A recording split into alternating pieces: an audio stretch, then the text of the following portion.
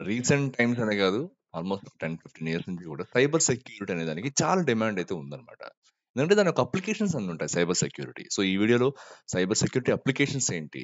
అసలు ఎందుకు యూజ్ చేస్తారు? దాని బేసిక్ కాన్సెప్ట్స్ ఏంటి? ఒకవేళ నేను సైబర్ సెక్యూరిటీ నేర్చుకోవాలనుకుంటున్నాను. లేకపోతే నేను ఒక ఎథికల్ హ్యాకర్ అవ్వాలనుకుంటున్నాను. సో నేను ఏం చేయాలి? స్టెప్ బై స్టెప్ ప్రాసెస్ ఏంటి? అసలు దీని డిమాండ్ ఉందా లేదా?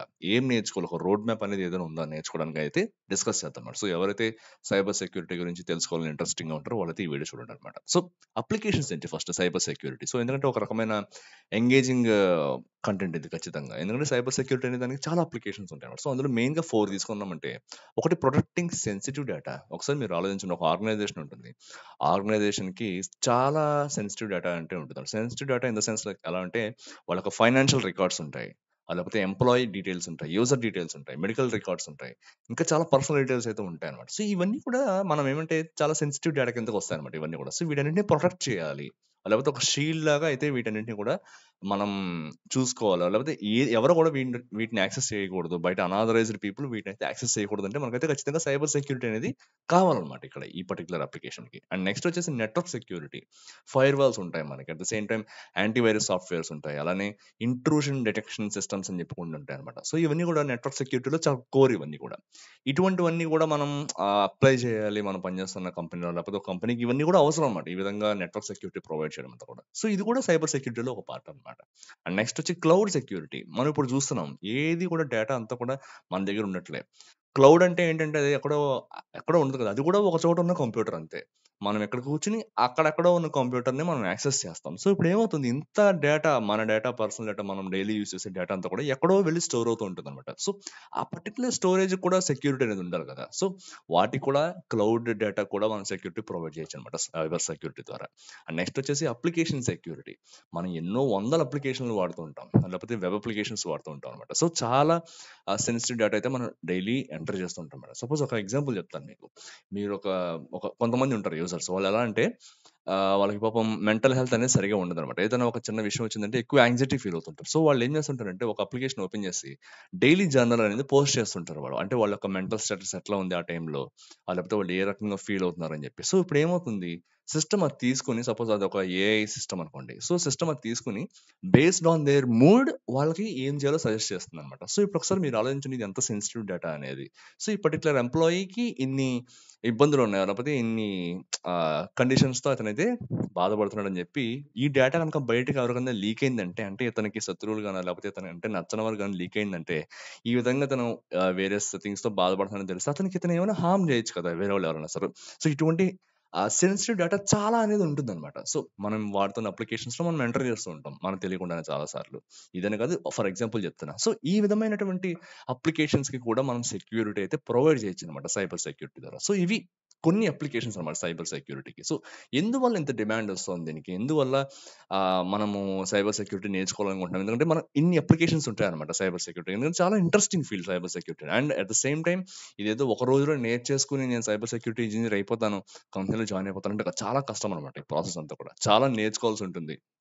మనం ఫైర్ వాల్స్ గురించి నేర్చుకోవాలి. ఆపరేటింగ్ సిస్టమ్స్ గురించి నేర్చుకోవాలి.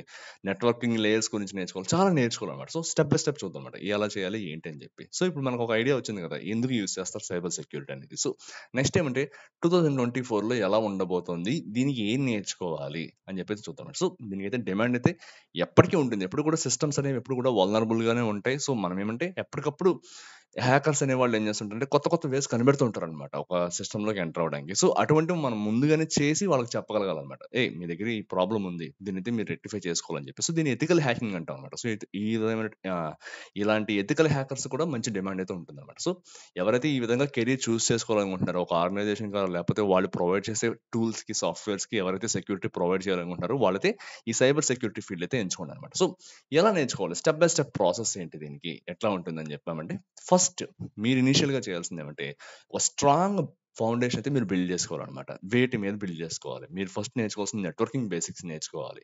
ఆపరేటింగ్ సిస్టమ్స్ నేర్చుకోవాలి. ఎస్పెషల్లీ లినక్స్ మీకు చాలా వచ్చుండాలి. విండోస్‌తో పాటు లినక్స్ మీకు బాగా తెలిసుండాలనమాట. అండ్ ప్రోగ్రామింగ్ లాంగ్వేజ్ పైథాన్ అనమాట.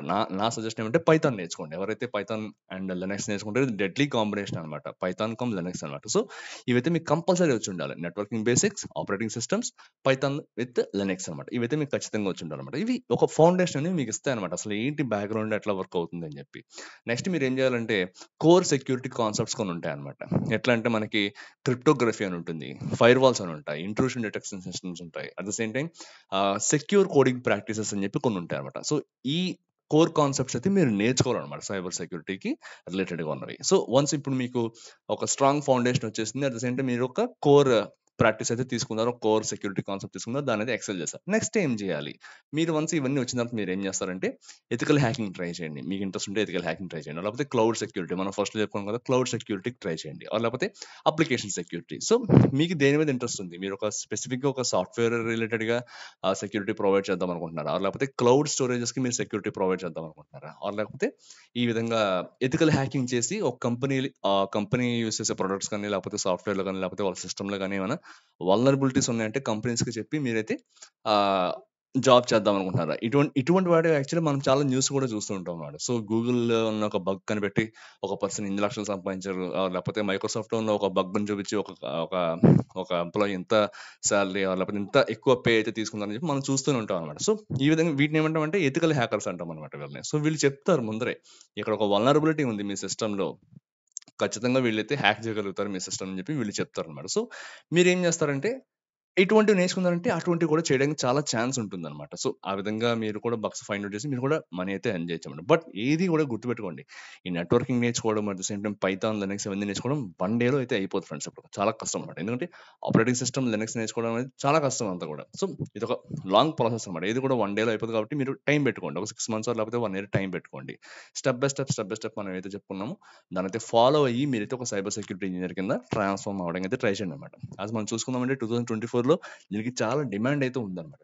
ఎందుకంటే ఇది ఎప్పటికి కూడా ఎవర్ ఎవాల్వింగ్ ఫీల్డ్ ఇది ఎప్పుడు కూడా. సో, కొత్త ఎంత టెక్నాలజీ పెరిగినా సరే, ఎంత సెక్యూరిటీ మెజర్మెంట్స్ తీసుకున్నా సరే, ఎక్కడో ఒక చోట వల్నరబిలిటీ అనేది ఉంటూనే ఉంటుంది. సో, ఆ వల్నరబిలిటీని ఫైండ్ ఔట్ చేసి కంపెనీకి వాళ్ళకి నష్టం రాకముందరే మనం వెళ్లి ఇన్ఫార్మ్ చేస్తాం కాబట్టి వీళ్ళకి ఎప్పుడు కూడా చాలా డిమాండ్ ఉంటుంది. అట్ ద సేమ్ టైమ్ కొన్ని సర్టిఫికేషన్స్ కూడా ఉన్నాయన్నమాట. ఎవరైతే ఇందులో వెళ్ళాలనుకుంటారో, చేయాలనుకుంటారో కొన్ని ఇండస్ట్రీ రికగ్నైజ్డ్ సర్టిఫికేషన్స్ అయితే కొన్ని ఉన్నాయన్నమాట. ఫర్ ఎగ్జాంపుల్ చెప్పుకోవాలంటే సిఐఎస్ఎస్పి అని చెప్పి ఒక సర్టిఫికేషన్ ఉంది. సిఐఎస్ఏ అని చెప్పి ఒకటి ఉంది. అలానే సెక్యూరిటీ ప్లస్ అని చెప్పి ఒక సర్టిఫికేషన్ ఉందన్నమాట. సో, వీటి మీద అయితే మంచి డిమాండ్ అయితే ఉంటుందన్నమాట. ఇవన్నీ కూడా ఇండస్ట్రీ రికగ్నైజ్డ్ సర్టిఫికేట్స్ అన్నమాట. సో, మీరు కనుక ఈ సర్టిఫికేషన్స్ చేశారంటే మీకు ఒక మంచి వాల్యుబిలిటీ అనేది మీకు ఒక మంచి వాల్యూ అనేది యాడ్ అవుతుందన్నమాట. సో, ఇవైతే నేర్చుకోవడానికి ట్రై చేయండి. ఎవరైతే సైబర్ సెక్యూరిటీలోకి రావాలనుకుంటున్నారో వీళ్ళైతే ఫస్ట్ ఇవైతే మనం అనుకున్న స్టెప్ బై స్టెప్ ప్రాసెస్ అయితే ఫాలో అయ్యి నేర్చుకోవడానికి అయితే ట్రై చేయండి. అండ్ ఈ వీడియో అయితే మీకు కొద్దిగానే హెల్ప్ అయిందని అనుకుంటున్నాను. సో, ఎవరికైతే ఇంట్రెస్టింగ్ ఉందో వాళ్ళైతే కొద్దిగా లైక్ చేసి అయితే షేర్ చేయండి. Thank you very much friends and subscribe to Chandana Pavan. So, by.